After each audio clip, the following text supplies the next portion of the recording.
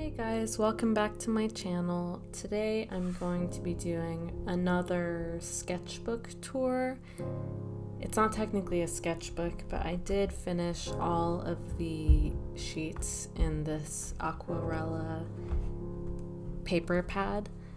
So I thought it could be fun to just go through them and see kind of what I did this year. I got this pad February of 2021, I think. That sounds right. It is right. And I think I finished it in September 2021, so that's about how long it took me to go through and paint something on each sheet. But let's dive in and see what that journey was like. So this was kind of just testing some new supplies that I had gotten. Let me see if I can grab it. Yeah, so I had just gotten these Japanese watercolor paints, and at first I started with just kind of swatching it out and seeing what the colors looked like, and I was really obsessed with the moody colored palette. So I just made a little landscape, kind of experimental, I guess, for me. I don't do a lot of landscapes, but it was fun. I really liked it, and I love these colors so much. So I did that in February. This is just a little, I guess, screen cap study from the movie The Fall. I love the bright colors in that movie, and I save a lot of movie screen caps to a folder on Pinterest, things that I eventually want to draw or paint, or when I don't know what to draw or paint, it's easy to just go into that folder and just do a study of a screen cap. But I also just really like the movie The Fall, so this was a fun little piece.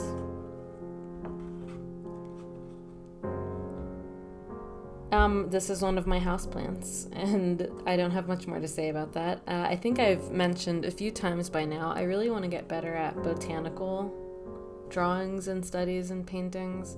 So it's always just part of the journey for me to at some point sit down and paint something from life, or even just reference images, but find some plants that are pretty to me and paint them. But that's what this was. I think it came out pretty cute. It's obviously a more simple painting, but also by this time I hadn't even really gotten into watercolor painting yet. I was still mostly sketching and using alcohol markers, so this paper was kind of the beginning of my intense watercolor love, honestly. Also, I got the paper from the store in London, Choose and Keeping, and I just really love this paper. I didn't know how big of a difference paper could make in my desire to paint until I got this, and I was like, wow, this is so enjoyable. I need to paint all the time. But yeah. I censored it because I don't know what the YouTube rules are around nipples. But yes, I just put some washi tape to make her decent, I suppose. But this was a fun one. I just used different watercolor markers and just made the loose plants in the background and then went over it with a wet brush after.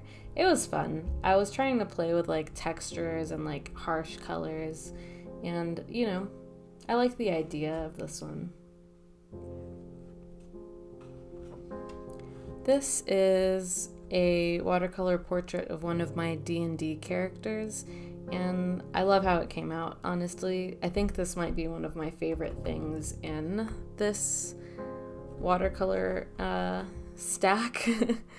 It was just really fun, and I was trying new techniques. I was trying to paint someone looking a little bit more realistic than I normally do or did at the time, and I think it just was such an enjoyable process to see him come to life like this.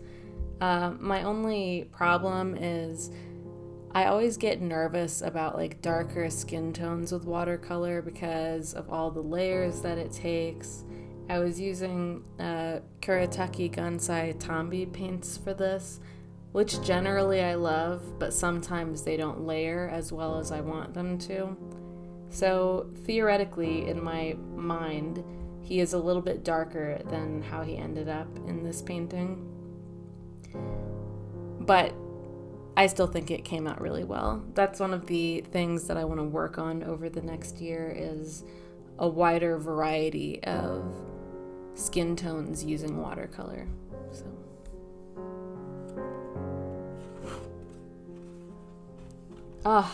I went to the Maldives in 2021, and it was just the most beautiful place I've ever seen in my life.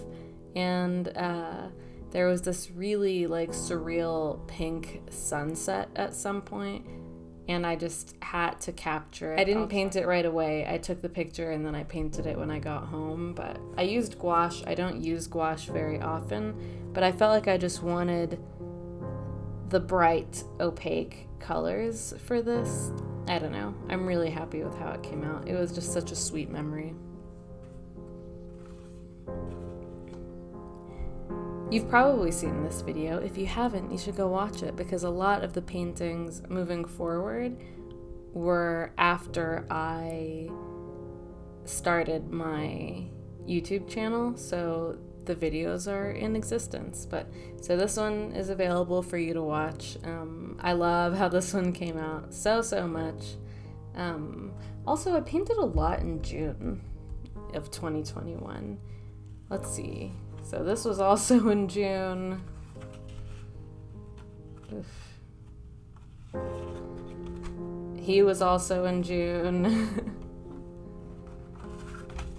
And this was also in June. So I painted a lot in June. I was in a very good like mental health space that month, I think. Oddly enough. But I think it's reflected by the fact that I was able to paint so much and just have such a good time with this thing that I love doing. But I do love this painting. This was also in June. Sheesh. Talk about high standards. I also love how this one came out. Honestly, I don't think there's a painting in this stack that I don't like. There's a couple that I like less. The censored one I think is just okay, and there's another one that I think is just okay. But in general, it brings me so much joy to look through this stack of papers and see how much I've grown over the last year in terms of my watercolors. But I really love this one. I love the kind of abstractness of it, I guess. I don't know if that's technically the right term. Maybe surreal is a more accurate term. I'm not sure. But I like that it's not... I like that there's something not real about it. I love how his face turned out. I was worried that not giving him eyes would just kind of look like it was unfinished, but it came out looking very intentional. I love the harsh graphite. There's just so many things that I really liked about this painting.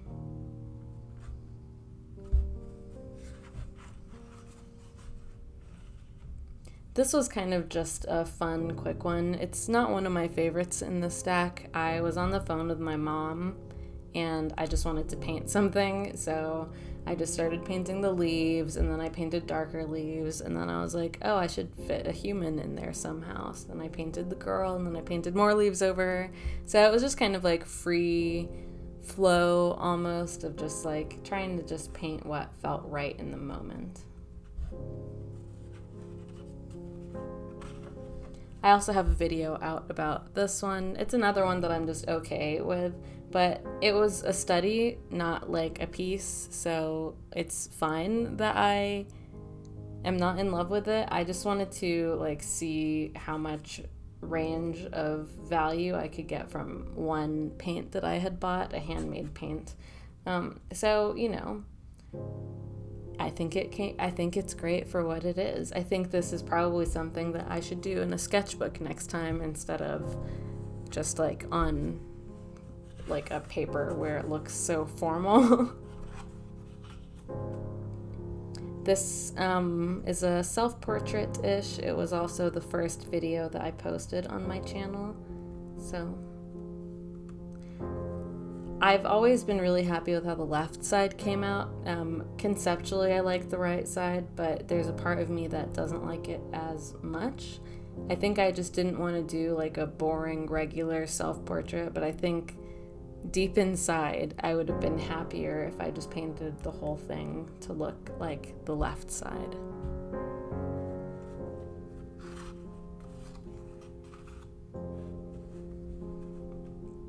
There's also a video about this one, not to be a broken record. This was really the first painting I made with gouache that I really, really, really liked how it came out. So that felt definitely like a victory for me. And I actually, since making this video, which albeit is not as far as it probably will be between when these two things are posted, but it's also the only thing I've painted with gouache that I've loved since this, so that I'm not as happy about, but it's okay because it's a journey and I will get better.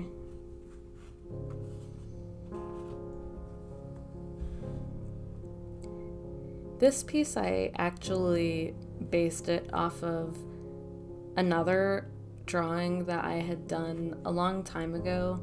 They look nothing alike. It was just me toying with the original theme again and kind of thinking about how that theme,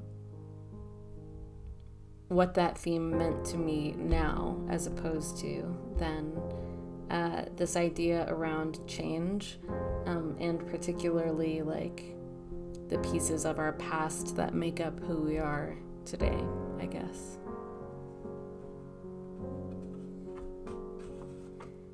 I love this one. I only used 2 paints and then black, but for her face I just used Indian red and manganese blue, and I think that it just came out really, really nice.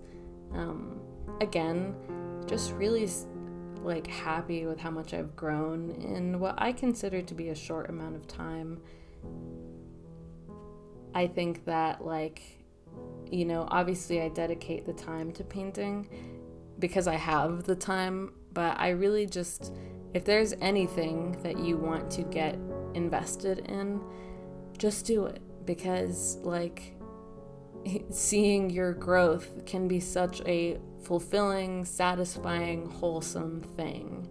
So this piece kind of reflects that most to me out of this palette, or this palette of papers, I guess, is just how much I've grown since I started painting in February when I got this pack of papers. But even looking at my last sketchbook tour that I posted in September, I just feel like this was so far out of my range of capabilities at the time. So I really love this piece. Let's see. Let me just, actually I'll just show this first because it makes sense. This is a watercolor painting of my childhood home. Got a little bit sloppy, but that's okay. I kind of like the messy colors bleeding into each other. I'm trying not to get so stuck on like every little detail when I'm painting. That said, I would have liked this middle door section to be a little bit cleaner, but like this tree, I love how the colors bled into each other. And I think when I allow, and these bushes, I think when I allow the paints to just do what they want to do, a lot of the time it can come out in a way that like looks better than what I had imagined. So I am trying to just like let that happen more, even if it means that sometimes it doesn't happen the way I want it to. I'm practicing letting go of control all the time.